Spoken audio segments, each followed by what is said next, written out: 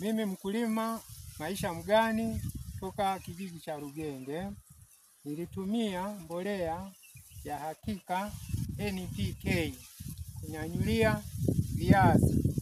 Kwa ukweli kabisa mbolea ya Hakika NPK iko vizuri, imefanya vizuri. Viazi ni vikubwa sana kama ninavyoonyesha kwenye picha namna hii. Viazi vikubwa, yani ndonga kabisa. Kwa hiyo Hakika kweli ni mbolea ya uhakika. Tukija kwenye utofauti sasa, upande mwingine nilikuzia keni, nilichanganya na urea. Viazi vyenyewe ndio hivi hapa. Kwa hiyo sasa utofauti wake ni mkubwa sana. Pale palikuwa padogo, mistari 2.5, lakini viazi vimetoka viroba vingapi? 3.5, na viazi vyote vikubwa ndonga kabisa.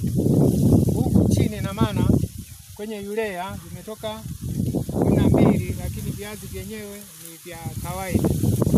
Kwa bahati mbaya tarehe 8 tena ilikuwa barafu, ina maana iliunguza. Ina maana bila barafu viazi vilikuwa vikubwa zaidi kuliko mnavyoona hapa.